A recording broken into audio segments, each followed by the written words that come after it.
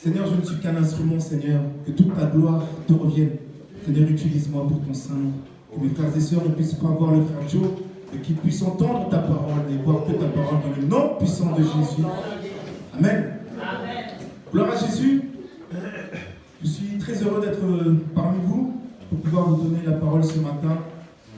Et je vais vous commencer par vous raconter un peu comment cette parole m'est venue ce matin. Amen. Amen.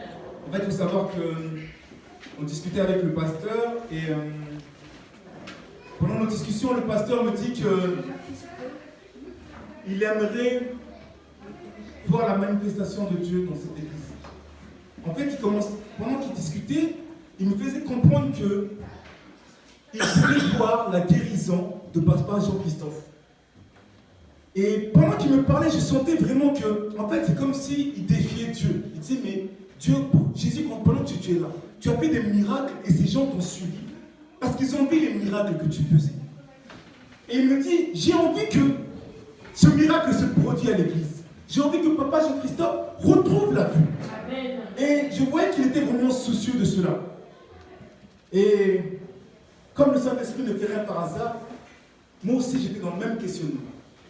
J'en discutais même avec ma femme, j'étais dans le même questionnement. Et le Saint-Esprit m'a fait ouvrir la Bible et il m'a emmené dans Jean chapitre 9, verset 1, et je vais vous lire en même temps, et vous allez voir comment m'est venu le message de ce matin. La Bible dit, Jésus vit en passant un homme aveugle de naissance. Ses disciples lui firent cette question. Rabbi, qui a péché, cet homme ou ses parents, pour qu'il soit né aveugle? Jésus répondit, ce n'est pas lui ou ses parents aient péché, mais c'est afin que les œuvres de Dieu se manifestent en lui. Il faut que je fasse, tandis qu'il est jour, les œuvres de celui qui m'a envoyé. La nuit vient où personne ne peut travailler. Est-ce qu'on peut acclamer le roi des rois?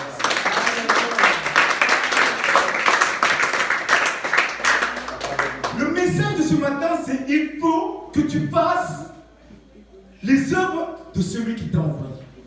Vous voyez, pendant que je pensais à Papa Jean-Christophe et que je suis tombé sur ce chapitre, je me suis dit, mais il a dit, il faut que les œuvres de Dieu se manifestent. Ça veut dire qu'en fait, la personne que les disciples ont vue aveugle n'est pas aveugle à cause de ses parents ou à cause de ses péchés. Mais il est aveugle parce qu'il faut que les œuvres de Dieu se manifestent. Et si vous regardez ce chapitre, vous allez voir que Jésus va guérir cette personne. Et que les gens vont être étonnés. Donc, les œuvres de Jésus se sont manifestées. Amen. Vous comprenez cela? Papa Jean-Christophe, je te dis ce matin, le Saint-Esprit te dit que tu ne dois pas attendre la guérison. Tu dois aller chercher la guérison. Tu dois quitter l'endroit où tu es et aller au-devant.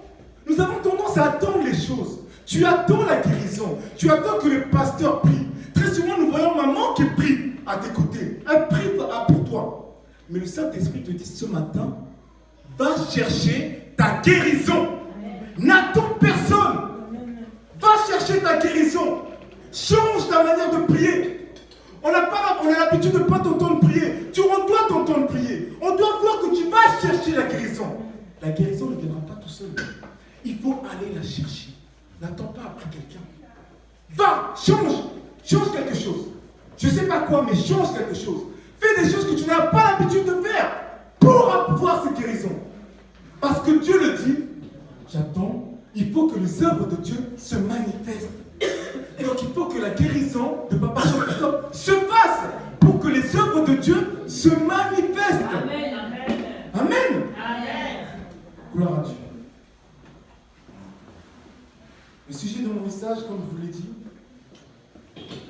c'est il faut que je fasse les œuvres de celui qui m'a envoyé. Dieu dit dans le chapitre 9, il faut que je fasse tandis qu'il est jour les œuvres de celui qui m'a envoyé. La nuit vient où personne ne peut travailler. Vous voyez, quand Jésus dit la nuit vient où personne ne peut travailler, c'est une image, c'est une prophétie. C'est il dit que la nuit vient où personne ne peut travailler. Amen. Il doit aller chercher sa guérison. Il ne doit pas attendre. Il doit aller la chercher. Le Saint-Esprit nous parle. Ce matin, le Saint-Esprit va nous parler. Il dit que la nuit vient où personne ne peut travailler. En fait, quand vous pensez à cette image-là que Jésus dit, on peut se dire que Jésus l'a dit parce qu'il savait qu'il allait être crucifié. Donc, il disait que la nuit vient, je vais être crucifié. Donc, il faut que je passe les œuvres pour lesquelles Dieu m'a envoyé parce que je vais être crucifié. Amen. Et il dit la nuit vient. L'image de Dieu, c'est la nuit vient. Tout ce que Dieu dit, c'est prophétique. Ça veut dire que la parole de Dieu est la même hier, aujourd'hui et éternellement. Arrêtons de dire que non, en fait, cette parole n'est seulement que pour leur époque. Dieu, tout ce qu'il dit, c'est des prophéties. Ça veut dire que ce qu'il vient de dire là, elle est valable maintenant. La nuit vient où personne ne peut travailler. Vous savez quand la nuit vient, est-ce qu'on voit la nuit venir? Des fois on est comme ça, on marche, on fait les choses, et à un moment donné on se dit, ah, il fait nuit. On n'a pas vu la nuit venir. Et c'est par là que Dieu veut nous faire comprendre que la nuit vient où personne ne pourra travailler. Personne ne pourra plus travailler. Il faut que tu fasses des œuvres pour lesquelles Dieu t'a envoyé. Amen. Amen. Nous allons lire rapidement Matthieu 24, Matthieu chapitre 24, versets 37 à 39.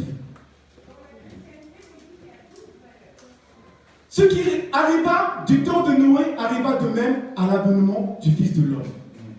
Car dans les jours qui précédaient le déluge, les hommes mangeaient et buvaient, se mariaient et mariaient leurs enfants, jusqu'au jour où Noé entra dans l'arche et ils se donnèrent de rien. Ils se doutèrent de rien, jusqu'à ce que le déluge vint et les emporta tous. Il en sera la même à l'avènement du Fils de l'homme. Qu'est-ce que Dieu veut nous dire? Il veut nous dire que par là, même à l'époque de Noé, les gens mariaient leurs enfants. En fait, nous dans la vie, aujourd'hui, nous vivons sans penser qu'un jour nous allons mourir.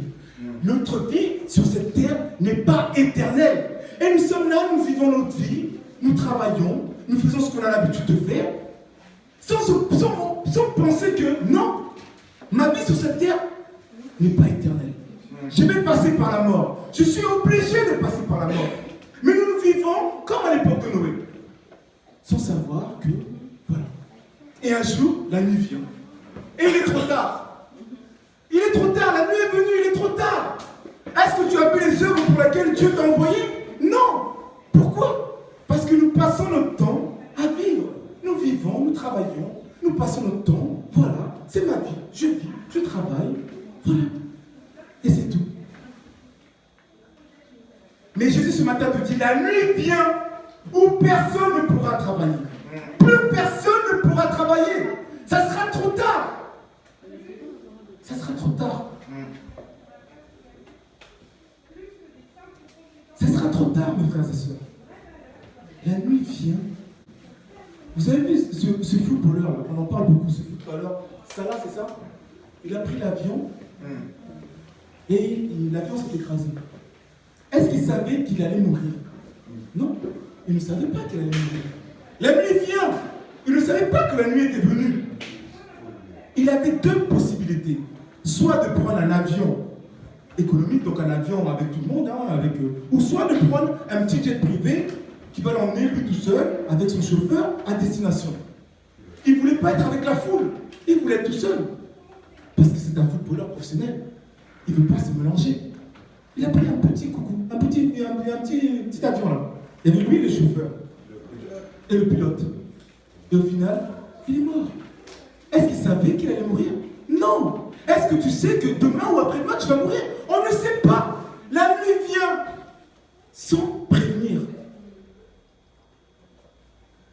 Mais nous sommes tous des envoyés de Dieu. Dieu nous a envoyés pour faire des œuvres. Dieu nous a tous envoyés. Nous passons notre temps à travailler pour ce monde. Nous passons notre temps à faire plein de choses. Mais qu'est-ce que nous faisons pour lui? Qu'est-ce que nous faisons? Nous ne faisons rien pour lui. Et après, quand la nuit viendra, la nuit sera là, on aura des comptes à rendre à Dieu. Dieu va nous dire, qu'est-ce que tu as fait? t'ai envoyé pour des œuvres. Mais qu'as-tu fait? Et là, on dira, mais oui, mais j'ai travaillé. J'ai fait telle ou telle chose. Mais Jésus a dit, il faut que je fasse les œuvres pour lesquelles il m'a envoyé. Vous savez, quand les gens disent il faut, quand on dit il faut à une personne, il faut que tu ailles faire ça, on n'aime pas ça. Parce qu'il faut te dire que c'est une façon de dire que tu es obligé. Et nous, on n'aime pas être obligé. On préfère faire ce qu'on aime faire ce qu'on veut faire. Le dimanche, je ne veux pas arriver parce que c'est fatigant, c'est épuisant de se lever le dimanche matin. Le dimanche matin, c'est grasse matinée. On fait des choses par obligation. Le pasteur a dit que ce matin, nous allons évangéliser. On était 3 personnes à évangéliser. 3 personnes on a été à évangéliser. On a du mal à faire les choses. Parce que le il faut, c'est compliqué. Je veux faire ce que je veux, ce que j'ai envie. Mais il faut, c'est compliqué. On a du mal. Mais Jésus a dit, il faut que je fasse. Pas que tu fasses, pas qu'il fasse, mais je fasse. C'est toi qui dois le faire. Tu as beau prier, tu as beau aller voir le pasteur qui prie pour une chose, telle ou telle chose. Mais si toi, tu ne décides pas de changer cette chose, rien ne va se passer. Amen. La foi est personnelle. Tu peux dire, pasteur, il y a des gens qui sont devenus, comment dire, ils sont devenus dépendants de l'onction d'huile. Ils viennent chercher l'onction d'huile. Pasteur, l'onction d'huile. Donc en fait, ils ne prient pas Dieu, ils prient l'onction d'huile. Ils sont dépendants de l'onction d'huile. Vous comprenez ce que je veux dire? Amen. Soyons dépendants de Dieu. Ce n'est pas le pasteur qui va porter ta croix, il va venir et tu vas aller au paradis grâce au pasteur. La croix est personnelle. Tu dois vivre ta religion. Tu dois quitter l'endroit où tu es. Tu dois te surpasser. Parce que la nuit vient. Nous allons tous passer par la mort. Il n'y a pas une personne qui ne va pas passer par la mort. C'est peut-être difficile à entendre, mais il faut l'entendre. Nous allons tous passer par la mort. Mais Dieu te dit, la nuit vient. Et il faut que tu fasses les œuvres pour lesquelles je t'ai envoyé. Parce que nous sommes envoyés. Nous sommes tous des envoyés de Dieu. Amen. Et nous aurons tous des comptes à rendre. Que tu le veuilles ou pas. Que cette parole te fasse mal. Que tu ne veuilles pas l'entendre. Ce n'est pas un problème. Mais sache que tu vas passer par l'amour. Et moi, je suis là pour te le dire. Oui, c'est la vérité. Donc, prépare-toi. Donc, fais les œuvres que le Dieu t'a envoyées. Amen. Amen. Arrêtons. Vous savez, le Saint-Esprit ce matin, j'ai la ferme conviction qu'il nous a parlé. Parce que le pasteur, quand la modération du pasteur va en accord avec ce que je vais vous prêcher. Donc, ça veut dire que le Saint-Esprit nous parle. Le Saint-Esprit a quelque chose à nous dire qui est clair. Il a dit, le pasteur l'a dit, Apocalypse 3, chapitre 3, verset 15 à 16. Le pasteur l'a dit tout à l'heure. Je connais tes œuvres. Dieu connaît tes œuvres. Les œuvres pour lesquelles il t'a envoyé, hein, Dieu connaît tes œuvres. Il dit, c'est parti.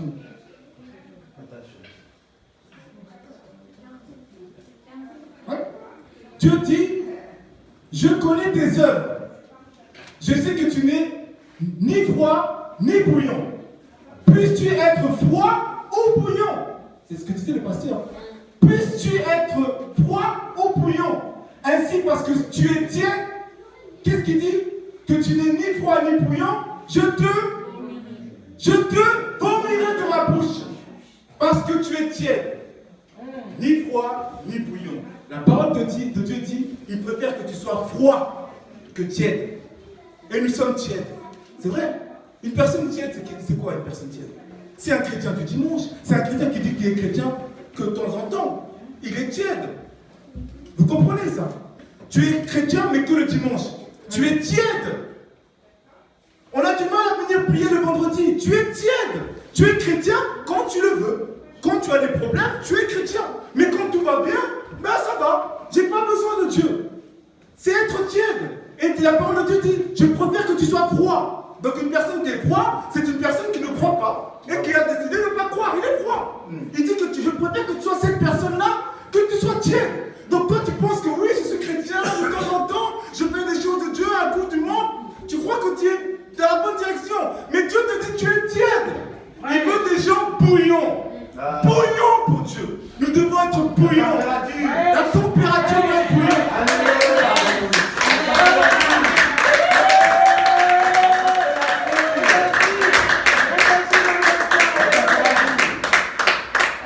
Ça veut dire qu'à un moment donné, quand il y a marqué évangélisation, nous devons être toute l'église pour évangéliser.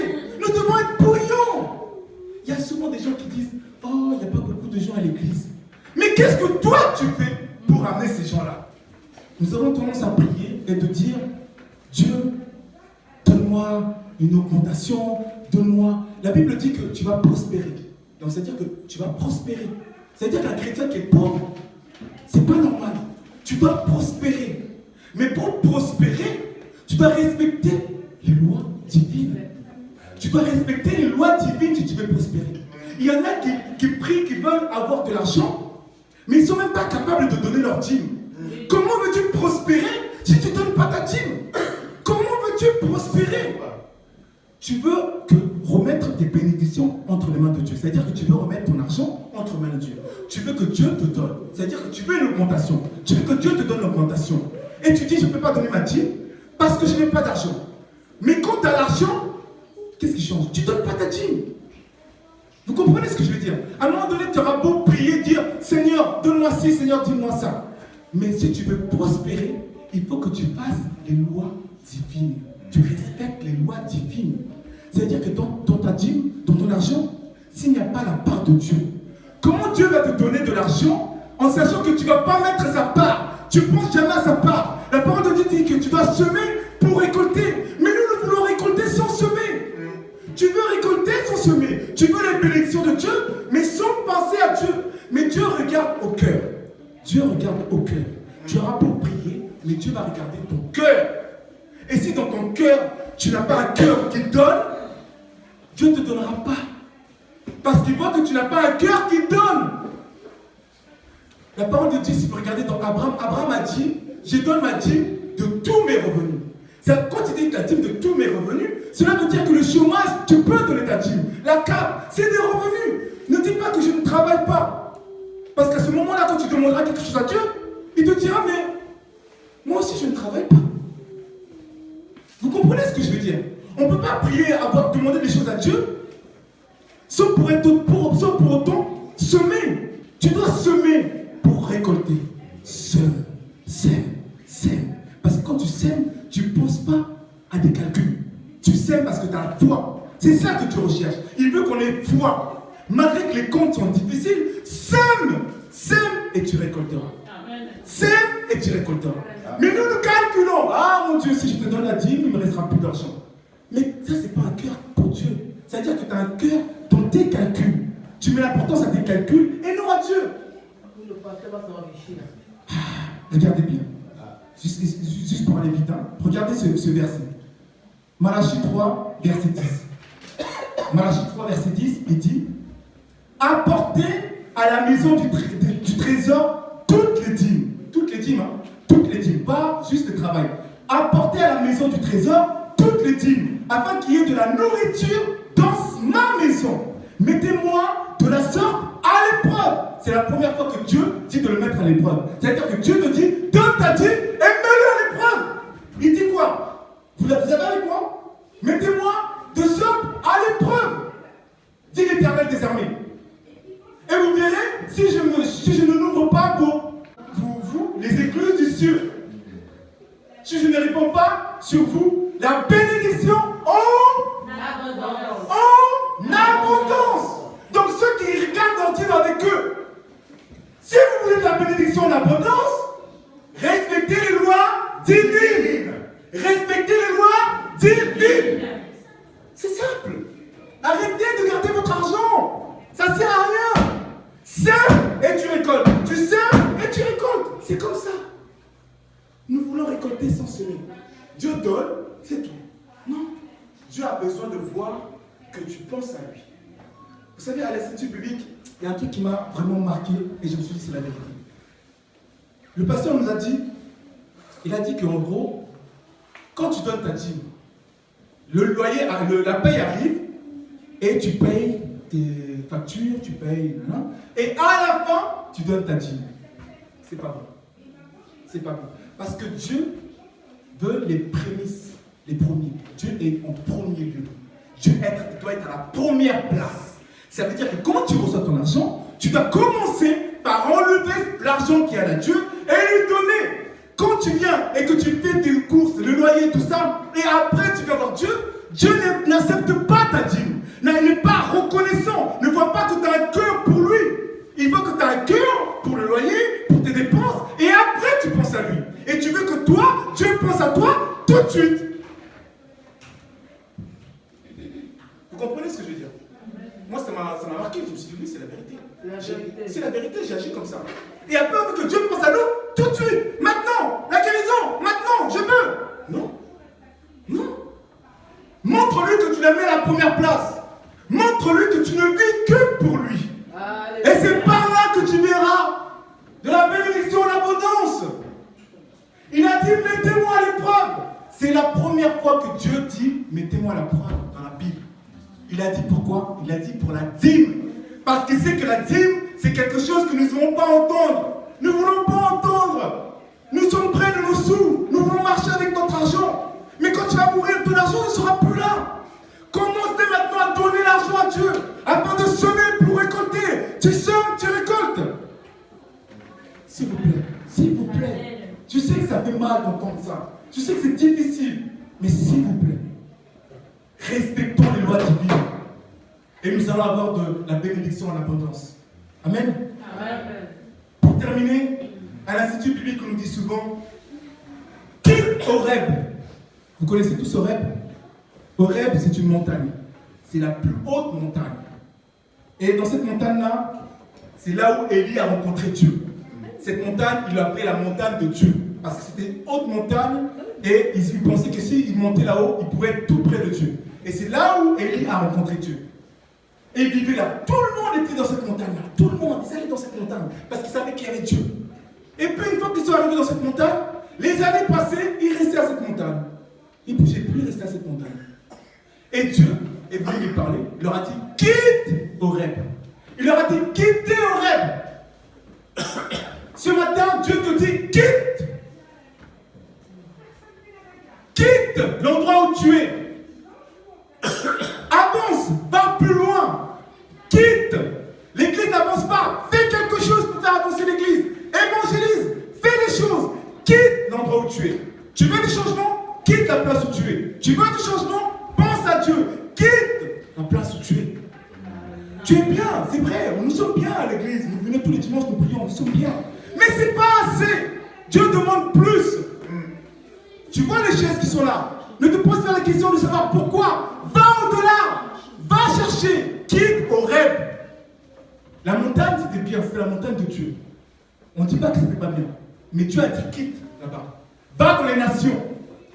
Et quand il dit, je vous ai fait les œuvres que je vous ai envoyées. La question que vous pouvez me poser, c'est quelles sont ces œuvres? C'est vrai? Quelles sont ces œuvres? C'est quoi les œuvres de Dieu? C'est vrai ou pas? On dit, la nuit vient, il faut que je fasse les œuvres que Dieu m'a envoyées. C'est quoi ces œuvres? La question c'est ça, c'est quoi ces œuvres? Les œuvres de Dieu, vous les connaissez. Mais il y a un œuvre qu'il veut qu'on fasse. Vous voyez, quand une personne va mourir, les derniers mots que la personne dit, c'est les mots importants. C'est-à-dire que moi, je suis dans mon lit mort. Je vais mourir, je vais commencer à dire, je vais dire ma femme, je l'aime, mes enfants, je vous aime. Tu vas dire des choses importantes qui vont marquer les personnes qui vont rester. C'est vrai ou pas? C'est vrai ou pas? Vous me suivez? C'est la vérité. Jésus, il savait qu'il allait mourir. Et les mots qu'il a dit, dans Matthieu 28, il a dit quoi? Il a dit, allez dans toutes les nations, faire des disciples. Les œuvres de Dieu, c'est quoi? C'est d'aller dans les nations pour faire des disciples. Le fait que tu es là et que tu viennes le dimanche, tu pries, et que voilà, tu viens le dimanche, tu pries, de temps en temps tu pries chez toi, ça ne suffit pas. Il faut que tu fasses des œuvres de Dieu. Il faut que tu fasses plus. Quand tu es là, tu viens le dimanche, tu pries, de temps en temps chez toi, tu viens le dimanche. Ça ne suffit pas. Tu es à Horeb et Dieu te dit, quitte Horeb, va plus loin. Amen. Va plus loin. C'est pas suffisant. Venir à l'église prier, ce n'est pas suffisant. Il faut que tu prêches la parole de Dieu. Il faut que tu évangélises. Il faut que tu sauves tes âmes. Voilà pourquoi nous devons évangéliser dans cette église. Voilà pourquoi cette église n'avance pas. Parce que nous sommes à Horeb. Nous sommes dans un cocon, nous sommes bien. Mais ça ne suffit pas. Dieu veut plus. Il veut plus de toi, plus de moi, plus du pasteur. Il veut plus de nous. Parce que la nuit vient où personne ne pourra travailler. Et nous aurons des comptes à rendre à Dieu. Nous aurons des comptes à rendre à Dieu. Est-ce que nous pouvons nous lever, s'il vous plaît?